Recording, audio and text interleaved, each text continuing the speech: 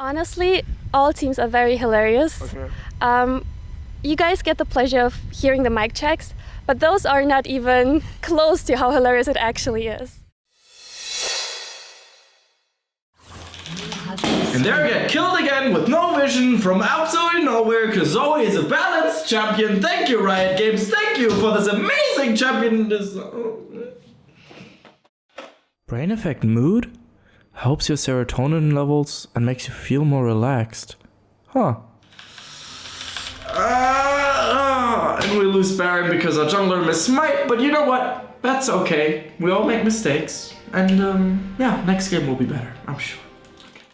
Hello everyone, this is Darius from the Shotcaller, joined here by Yuli for a pre-LEC coverage. She's the official referee of the LEC, and I've always been wondering, you know, what does a referee do at the LEC? A lot of people see you walking behind the players during draft, and so would you like to elaborate on your job and who you are as well, of course? Of course. Hi, it's a big pleasure.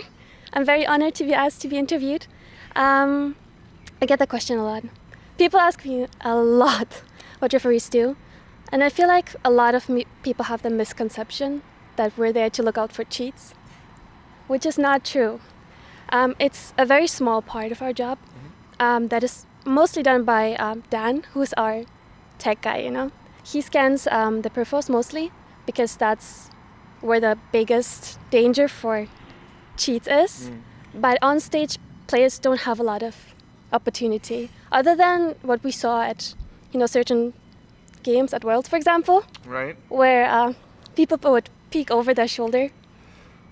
But we look out for that. There's screens sometimes next to the stage, for example, so we can see, oh, that screen is showing X, so please remove it.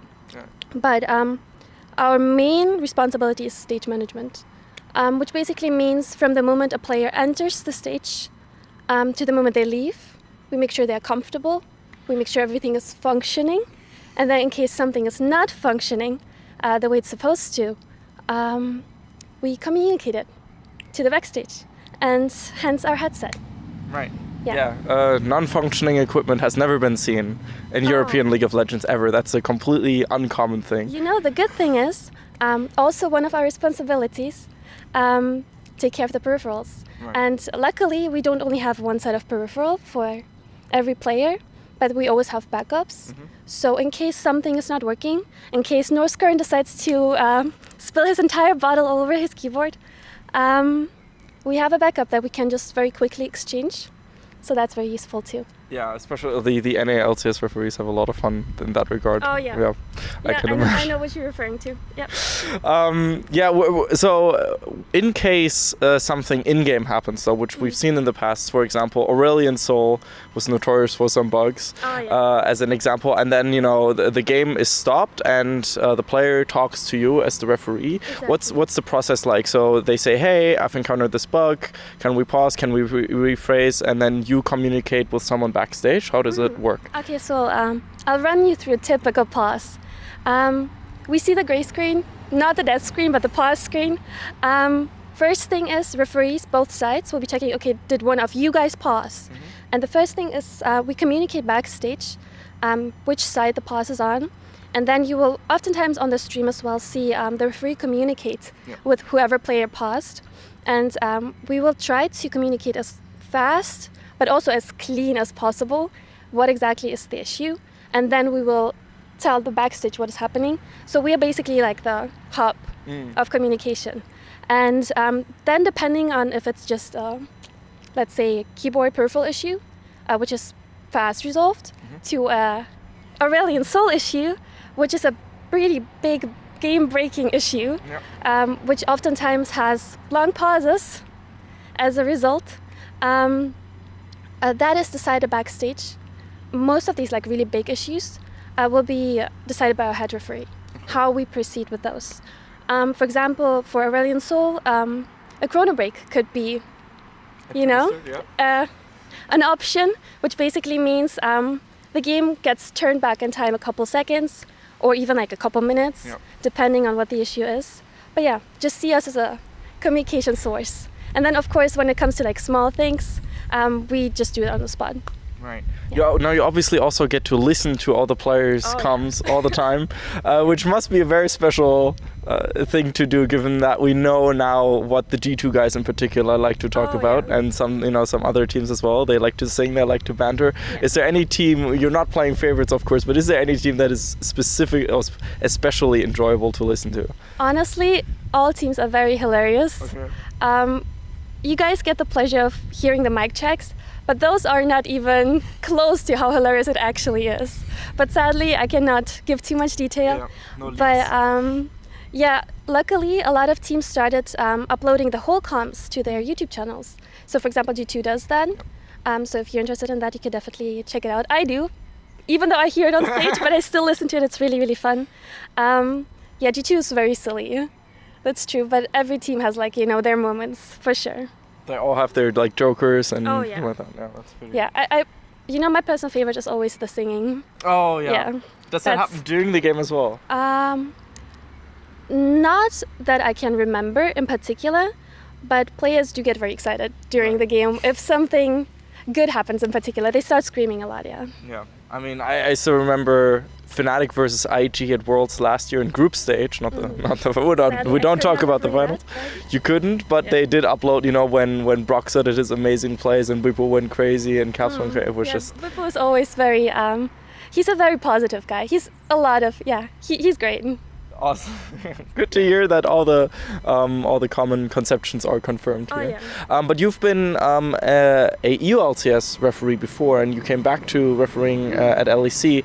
What were some of the differences? What was it, 2017 or 2016 when you were 2015. 2015. Yeah, that's when I first started. Yeah. I first started playing as a referee when the LCS, EULCS back in the day moved from Cologne to Berlin, and I get asked a lot, how did you become a referee? So many people ask me, it's insane. So basically, as soon as I heard, EULCS was moving, I'm like, I need to go. I live in Berlin, I need to go to the first day. And me and my friends that were playing together during that time, we went here, and I saw all these Riot people standing around. I'm like, well, it would not hurt to ask, right? So I just walked up to one of them and I was like, so in case you're looking for someone to help you out to work, I know the studio's new, I'm sure you need more workforce, just hit me up, and they did. Yeah. So I didn't start as a referee straight away actually. I started working at the entrance, and then a couple weeks in, 1 or 2 weeks in, they asked me, would you be interested by any chance to be a referee? And I'm like, hell yeah. Of course, it sounded so exciting, and that was the first time I started doing it, 2015, and I did it for 1.5 years roughly, and then I went to Korea to study, and then I came back and started working this year again. And to come back to your question about the differences, a lot has changed. I honestly, I'm really, really proud how much everything has evolved and become so much. It was great back then, but it's becoming better and better. And I'm also very proud of the players because I can see them grow up. It's really sweet. They're becoming so big and professional, and it's kind of, it's awesome to watch. For example, when I first started working, Huni just came to Europe. Right. And look at him now. It's crazy. Back then, I'm majoring in Korea studies, right? So I was studying Korean back then. And it was always really exciting to me to listen to Rainover and Huni speak in Korean to each other. And now he's fluent in freaking English. Yeah, and it's crazy. It's I mean, he was already pretty fluent. He was pretty good already, yeah. But that's a lot of fun. Development. And you can proudly claim, hey, 2015, when Europe did so well in general, you were there, and now Year of Europe, you come back and the Year of Europe happens again, so you can basically claim that all for yourself. It's all me. Yeah, I'm great luck. Most definitely, all me. Right, and I'm guessing that your ability to speak Korean or understand Korean also really helps in that regard. Yeah, for sure. In general, also I think people ask me, what kind of skill set is advisable? What is good to know? And for one, communication skills are very important to be able to communicate fast, while not being hectic.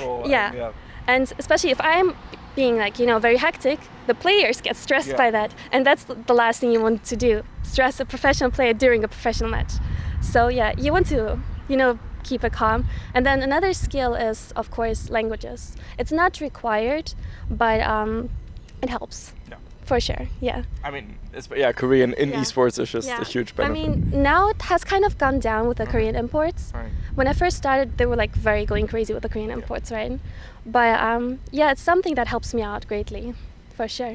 Awesome. And you also stream, of course. Oh, yeah. A very popular stream. Would you? Okay. I mean, I'm flattered if you think so. Yeah. more popular than me. Okay, so that's like anything. Yeah. Anything you would like to shout out or say to your community or make convince people why they should tune into your stream? Oh, this is where we're going. Honestly, when I first went to Korea and left LCS, it was a great adventure, but at the same time, I was really, really sad that I had left something behind that I enjoyed, a lot. And I was scared I couldn't come back to it. So when I first returned from Korea, I was a little bit lost in a way. Mm-hmm. So that was the initial reason why I started streaming, to, do something I enjoy and see where it goes. And I'm very happy that it has evolved to where it is right now. And honestly, a lot of it, I have to really thank Riot Games for it. Like the entire following initially was from League of Legends. And I'm really thankful for that. And the people I got to meet through it, yeah, it's a great adventure. And I mean, if people want to check out my stream, sure, they can feel free. Link in the description as always. Oh, thank you. Great. Yeah. Do people ask you for photos or autographs at LEC already, or is that still upcoming? Honestly, I feel like people are quite shy, especially because I'm in an area that is not very easily approachable. Right. Yeah. Casters, for example, will go to the crowd and take pictures with them, whereas I am on stage and people can't really come up to me. But unless security tackles you down, basically. Oh yeah, we had that before. I mean, not tackle, but someone was like trying to come closer, but then they were like shoving them back. So sometimes I have people just message me on social media and ask, "Oh, I'm coming to LEC next week. Could we take a picture?" And then, of course, I usually just make time and take pictures with people. Awesome. So yeah, if you want to take a picture, just let me know in advance. Otherwise, yeah. Twitter is the best communication tool. Yeah, Twitter is usually the best. I 100% agree. Anything you would like to say to the LEC fans? To the LEC fans, Summer Split. It's going to be exciting. And Worlds is going to be even more exciting. I'm so hyped for Worlds in Europe. And now imagine Europe performs like they did at MSI. It'd be so insane because I couldn't go to MSI. You were there. Yep. I'm jealous, incredibly jealous. But yeah, I'm just really, really excited for Worlds especially, but of course also how this split evolves to see who goes to Worlds to represent Europe. 100%. Any predictions? I mean, G2 is a pretty safe one. Referee, yeah. Right. I mean, like, predictions and preferences are different things. I mean, honestly, of course, G2 is performing incredibly, so people have them very high up. But I feel like EU has been very close on standings, kind of always in the last couple of years, at least from what I can remember. This last split for sure. So yeah, I honestly personally hope it's going to be close. So it's, a more of a battle. Yeah. And also, race, essentially. Clown Fiestas are fun to watch. So 100%. I mean, but that's what we have NA for technically. No, yeah. Well, not gonna go there, but yeah. I just hope EU does well. Yeah, I think we all do, myself included, of course. A hashtag for all the people that watch until the end. Your own personal hashtag. I don't have. Should we make one? Yeah. What? I don't. Do you have like a motto or something that you like? You call really your viewers. Put me on the spot here. You call something on your viewers. Streamers have like a gang and stuff like that. I don't know. I don't know. I'll let you decide. How do you call the bird again that you... My bird? What? No, the bird? Isn't there like, didn't you have like as a header a bird or something like that? Oh, colibri? Hummingbird. Yeah. Hummingbird? Hummingbird. Hashtag hummingbird. That would be a nice one. Oh, that sounds kind of fancy. Hashtag hummingbird. Yeah, exactly. Okay, hashtag hummingbird for all the people that watch until the end. Thank you so much, Yuli. Thank you for watching. Make sure to follow her on Twitter and Twitch as well, of course. This was Darius from the Shotcaller. I hope you guys are excited for LEC and our pre-season coverage, pre-split coverage, obviously. Thank you guys so much for watching. See you guys then. Bye-bye. Thank you. We'd especially like to thank Krzysztof Bujnowicz, Thomas Göttel, Etienne, Erich Althaus, Lukas Legal, Lazy Raven, Lama Vyuta, and Adam Novosviat for your very special support, and of course also all the people whose names you see scrolling past you. Without you guys, we would have closed down probably a while ago. So thank you so much for your help. Thank you.